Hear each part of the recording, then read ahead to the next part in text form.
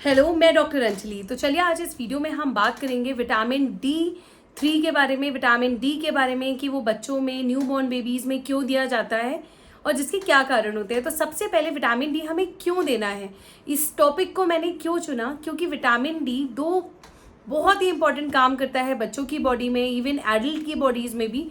तो यहाँ हम बच्चों के बारे में बात कर रहे हैं। तो बच्चों में सबसे पहले कैल्शियम एंड फॉस्फेट को हमारी बॉडी से या बच्चे की बॉडी से इकट्ठा करके बोन में ले जाके डिपॉजिट कर देता है। मतलब जो कैल्शियम इम्पॉर्टेंट है बोन के लिए, वो कैल्शियम बोन तक पहुंचाने वाला विटामिन D3 होता है, इसीलिए बच्चों में ये इम्पॉर्टेंट है। दूसरा, ये इम्पॉर्टेंट इसलिए होता है बच्चों में क्योंकि ये फ्लू इन्फेक्शन को कम करता है, आस्थमा को कम करता है, इवन ईयर इन्फेक्शन को कम करता है, एलर्जीज को कम करता है बॉडी में। तो अगर हम बोलें तो ये इम्यूनिटी बढ़ाता है विटामिन D3। ये दो बहुत महत्वपूर्ण कारण होते हैं जिसकी वजह से बच्चों में विटामिन D3 देना ज़रूरी है। इसके बाद हम बात करते हैं कि विटामिन D3 की जो डेफिशिएंसी हो जाती है वो बच्चों में क्यों होती है। क्योंकि एक तो आजकल जो बच्चे हैं वो धूप में नहीं रहते हैं, फ्लैट सिस्टम है। पहले गांव में रहते थे बच्चे, खुला घर होता था, वहाँ धूप अच्छी मिलती थी बच्चों को, तो विटामिन D3 की रिक्वायरमेंट, लेकिन वो धूप भी पूरी नहीं कर सकती थी, लेकिन कुछ तो विटामिन D3 मिलता था। लेकिन अब पूरा इंडोर डेफिशिएंसी हो चुकी है, वहाँ धूप आने के चांसेस बहुत कम होते हैं और बच्चे में डेफिशिएंसी देखी जाती है।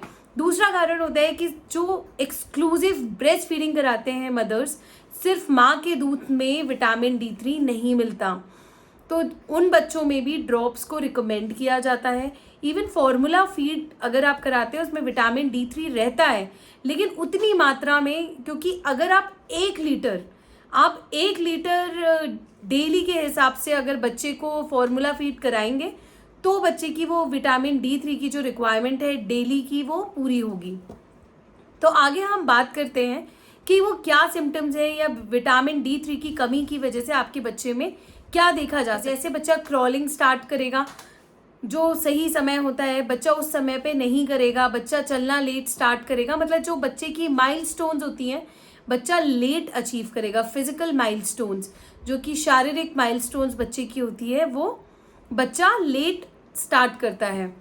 इसके बाद अब हम ट्रीटमेंट पे आए तो हम बात करते हैं कि क्या ट्रीटमेंट बच्चों में दिया जाता है।